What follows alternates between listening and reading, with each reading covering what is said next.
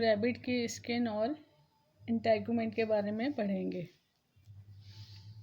Skin और integument of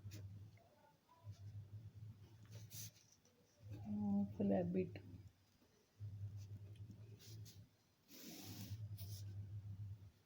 और vertebrates की तरह ही स्किन, रैबिट की स्किन भी दो मेन पार्ट से बनी होती है।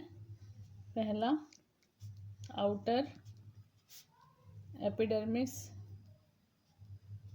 और दूसरा भाग है इनर एपिडर्मिस, इनर डर्मिस।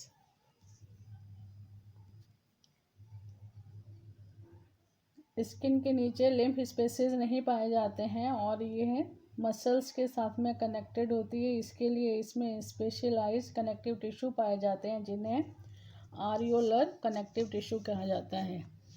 इनकी स्किन के अंदर आरियोलर कनेक्टिव टिश्यू पाए जाते हैं जिसके द्वारा ये स्किन मसल्स के साथ में कनेक्टेड होती है।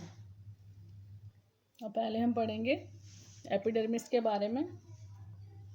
ये आउटर लेयर होती है, थिन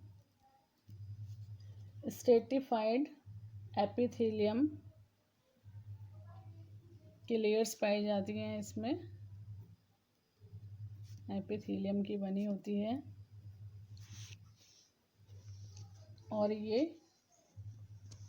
एपिडर्मिस एम्ब्रियोनिक एक्टोडर्म से डेवलप होती है, डेवलप्ड फ्रॉम एम्ब्रियोनिक एक्टोडर्म। इसके अंदर ब्लड वेसल्स नहीं पाई जाती हैं और दो मुख्य रीजन पाए जाते हैं। पहला है सुपरफिशियल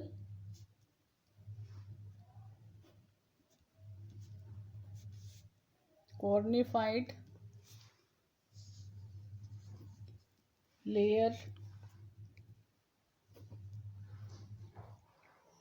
जिसे स्ट्रेटम कॉर्नियम भी कहते हैं, स्ट्रेटम कॉर्नियम। और दूसरा भाग है इनर मेलपिगियन लेयर, इनर और deeper Malpighian layer, stratum Malpighi भी कहते हैं इसको। अब हम पहले पढ़ेंगे कॉर्निफाइड लेयर के बारे में, स्ट्रेटम कॉर्नियम के बारे में। ये सबसे आउटर मोस्ट सेल्स होती हैं स्किन पर, outer most layer of cells thin होती है, डेड होती है। सेल्स जो होती हैं, मृत कोशिकाएं होती हैं, डेड सेल्स होती हैं और पूरी तरह से केरेटिनाइज्ड होती हैं। सेल्स के अंदर केरेटिन प्रोटीन, जो डेड प्रोटीन होता है, पाया जाता है। फुली केरेटिनाइज्ड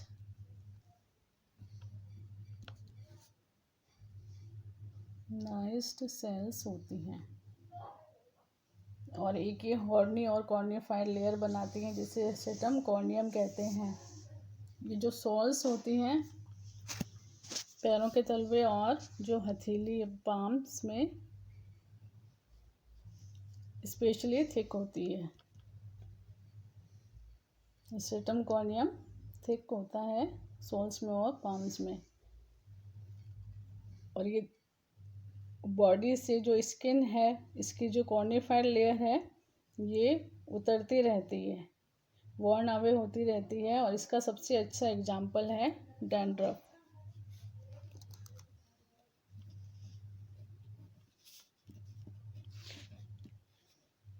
नई सेल्स इनको रिप्लेस करती रहती हैं और पुरानी सेल्स झड़ती रहती हैं बॉडी से। शेडिंग होती रहती है, जो पुरानी लेयर है उसकी जगह नई सेल्स डेवलप होती रहती हैं और ये जो अंदर वाला मेलपिगियन स्तर है उसके द्वारा सेल्स बनती रहती हैं जो इनको रिप्लेस करती रहती हैं। ये जो डेड लेयर होती है टफ होती है, हार्ड होती है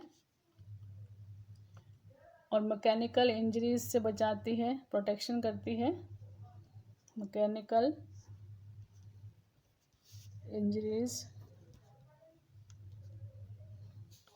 और फंगल और बैक्टीरियल अटैक से भी प्रोटेक्शन करती है। फंगल एंड बैक्टीरियल अटैक्स और बॉडी से वाटर लॉस को रिड्यूस करती है, reduces water loss from the body. Body से पानी की कमी को, पानी की हानि को रोकती है। और इसमें जो आउटर सरफेस होती है एपिडर्मिस की, इस पर स्वेट ग्लैंड्स और हेयर फॉलिकल की माइन्यूट ओपनिंग्स खुलती हैं। Openings of sweat gland and hair follicle, ये भी एपिडर्मिस पर खुलती हैं। एपिडर्मिस की जो आउटर सरफेस है वहाँ पर ओपनिंग्स पाई जाती हैं।